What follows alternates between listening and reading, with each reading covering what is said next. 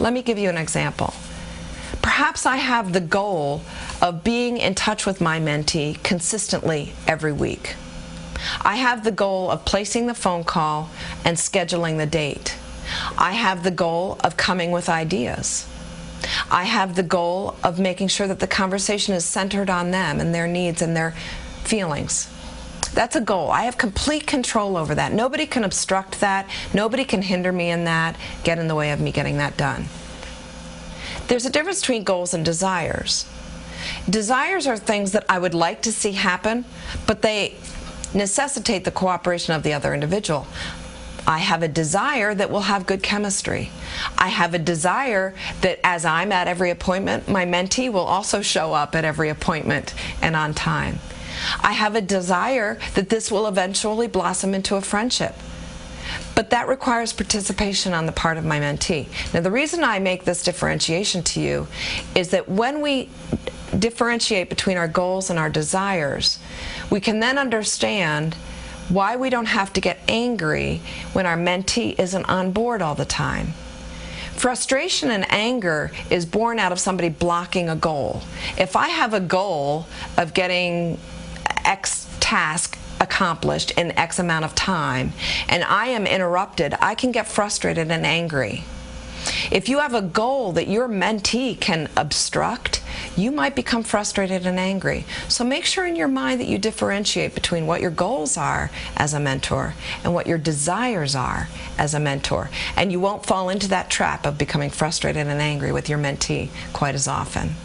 You want to focus on the positive. Keep in mind that every flaw, every character flaw in a child is really the flip side of a strength. It's true of me, it's true of you. If your mentee is very, very compulsive and very impetuous and very impulsive, that is the flip side of spontaneity, which is a good thing. If your mentee seems very stubborn to you and very, very focused and driven, that is the flip side of being committed to something. If your mentee is very, very expressive and over the top and loud and in your face, that is the flip side of being a good communicator. Your job as a mentor is to identify the strength behind the weakness, the strength behind the flaw, and encourage the strength. Find a way to channel that, direct it, and use it for their good and for the good of your relationship. How do you harness that? How do you say, you know, Jimmy, I've noticed that you are very committed to goals when you have them. Sometimes it makes you seem a little stubborn, and I've got to figure out how to work with that, but I really want to commend you that you are really committed to getting things done once you have your mindset on that. Those are some of the attributes of effective mentors. And the last one, and not the least, is that you seek and utilize the help of the infrastructures in place that are designed to help you. Myself, the program director, the school counselors, other people that are going to be mentioned throughout this DVD are there to help you be successful. And mentors who are effective utilize the resources that are being made available to them. Don't fail to let us know when something comes up. I gave a job reference today on the phone, in fact, and one of the questions that was posed to me was, what are the strengths of this individual? And I said, one of the strengths of this individual is that they know how to use their resources. The reason I knew that is because I had gotten several phone calls from this gal as she was mentoring that she needed some help troubleshooting some things. That's a character strength. That's something that you can develop. Pitfalls of mentoring is a slide that you see on your screen, and we don't want to spend a lot of time on these except to say that as a mentor, you do not want to have an agenda for your child. You do not want to have a specific formula that you want them to follow so that you have specific outcomes. You want to be flexible and work around their strengths and help them come into their potential. One of the pitfalls of mentoring is somebody who is sporadic and not consistent, or who goes away entirely. I wouldn't say that that's a pitfall. I would say that that's a black hole of mentoring. Don't go there. Don't be sporadic or unpredictable. Keep your commitments. Another pitfall of mentoring is that you can become an authority figure and sort of throw your weight around, that you want to change the kid and you're going to get it done no matter what. One pitfall is to demand equal participation on the part of the child. That's not their job. They are the receiving end of this deal. One of the pitfalls is to not seek the support of the program director or the school counselors, to not take things to them, to become alarmed at something that you see in the child's life, not know how to respond to it, and not call for help. One of the pitfalls is to overuse the internet, movies, and TV. These kids generally in our program, and the young ladies we have in our program, are already getting plenty of media input.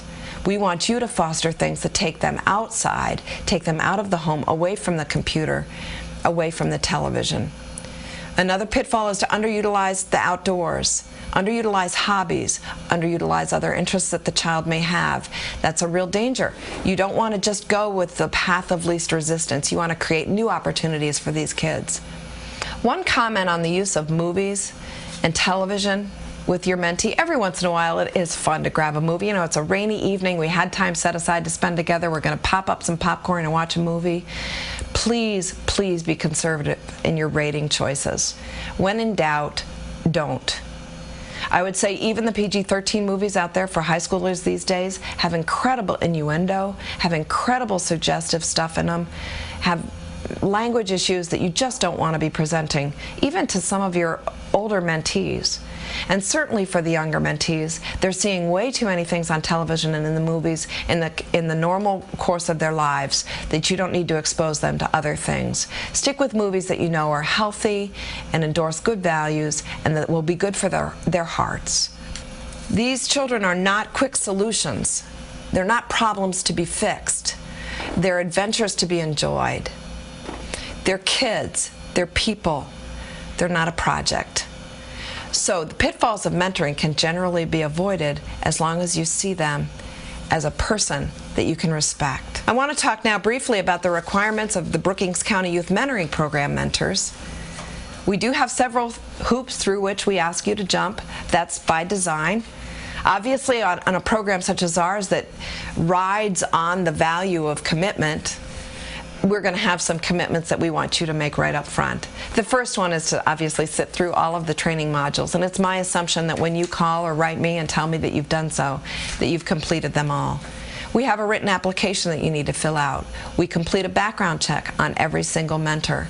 And we want you to know that we do often have mentors who surface who have quite a colorful past. They've had some life experiences that they regret that show up on their background check. We have conversations about those things. We talk about what they learned and what they would tell a child who asks them about that. So don't necessarily assume that that will preclude you from the program. It is something that we need to talk about. We ask you to commit to an hour a week for a very minimum of 6 months, moving toward 9 months to a year. Statistics have proven beyond doubt that the longevity of the mentoring relationship is the single best predictor of the impact on the child. Because of that, we ask you to make the longest commitment you could possibly make. It's a minimum of 6 months. We prefer 9 months to a year. The reason is that we need to prove to these children that you're not just going to come and go, like many of their other life circumstances have played out. And so we ask you to build anticipation about that 6 months or 9 months or a year that you're going to spend with that child. If you're a college student and you have a break in there, there are ways to address that between texting and internet connections and Facebooking and all the other ways that you have of staying in touch with your kids. We can surely encourage you to do that. If you're say a person who likes to go down south for a couple of months in the winter because of the area of the country that we live in, we simply ask you to stay in touch with your mentee and use that as an asset towards the relationship by building anticipation toward your return. Jimmy, Johnny, I can't wait to get back and see you. I saw something at the store the other day that reminded me of you and I picked it up. I'm looking forward to seeing you again on August 16th when I get back. That kind of thing.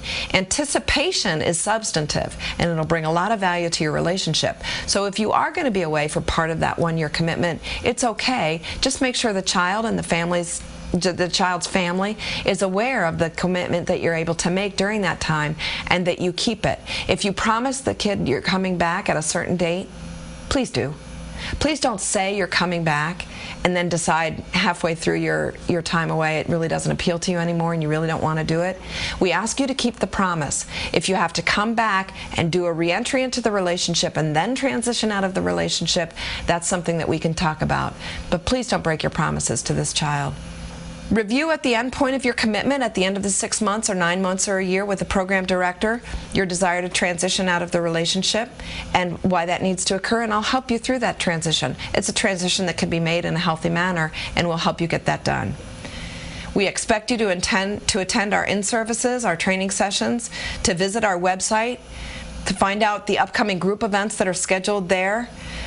We expect you to notify the program director, that would be myself or anybody sitting in my desk, as to an address or phone change that might happen during the tenure of your mentoring situation. I want to spend my time training mentors, recruiting mentors, empowering mentors to be good mentors. I don't want to spend my time looking for the mentors. And I can only assume that if I'm having a hard time finding you, that maybe your kiddo is too, and that's not a good thing. So please inform me when you have an address or phone change. Obviously, if you have an interaction with the law and you come under any kind of criminal charges, you need to let me know right away. I am going to find out anyway through the magistrate report, but it's good if you let me know how it came about, what has transpired. We'll visit with the school resource officer and see if maybe you can't possibly continue to mentor under some stipulations. So please don't not let me know out of fear of me finding out. We'll just visit about it and we'll see where to go from there. I do need to let me know on about a once-a-month basis the status of your mentoring relationship with the child, how it's going. That's important for several reasons. One, I can't write reference letters from you if I've never heard from you. Two, I don't want to go 6 months and not hear anything and then not know whether or not you're still in the mentoring relationship and have to chase you down. And thirdly, it's just really, really a good idea for us to interact on a regular basis about the kinds of things you're doing, whether or not you're having enough ideas, whether or not things are coming your way to do, and whether you're spending too much money. It's good for me to know those things so that I can help you navigate some of those pitfalls. Do remember that if you're a Brookings County Youth Mentoring mentor, you are a mentor 24/7. And I know that even though you're not with your child all the time, that in a community such as ours, or a county such as ours, where people are generally seen and heard and recognized by folks around them, that the choices that you make during your off hours are going to get back to your mentor. So make sure that you make reasonable choices regarding your behavior even when you're not with your mentee, so that you can be modeling for them lifestyle choices that you'd like them to be making. Lastly, we ask you to carefully review the commitment page of your application. It talks specifically about the 6 month to 1 year commitment, the 1 hour a week commitment. It talks about your commitment to be in communication with me, to apprise me of changes in your status, that kind of thing. Please do not sign the application until you have reviewed that page carefully. And thank you so much. If you decide that mentoring is for you and that these criteria are not too difficult for you to meet, then probably you're going to make a great mentor. Thank you. During this session, we're going to be talking about the ups and downs, or the stages of the mentoring relationship. Just like any relationship that you form, there are some junctures that you would expect to hit in the mentoring relationship, and one of the most reassuring aspects of developing a relationship with somebody is to find out that whatever it is that you're hitting is normal.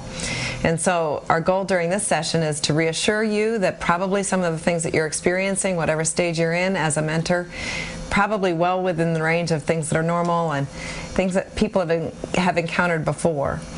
And so we're going to talk about the 4 stages of the mentoring relationship and how you might navigate those most effectively. Now, one of the greatest assets that you're going to give to your youth or your mentee is the fact that relationships endure change. They morph, they transition, and you can expect different things from the relationship at different points. But one of the downsides of a home that's been in turbulence, or a situation where a child hasn't experienced the best of a home situation, is that relationships haven't endured change, that when change was encountered, the relationship has been aborted. And so what we want to do as mentors is give our children, our youth, our young women, the advantage of knowing that our friendships can endure change and that relationships are, in fact, able to sustain those kinds of hits. And so we're going to talk about how to do that effectively and to offset the message that your youth may have gotten that relationships aren't sustained and aren't enduring.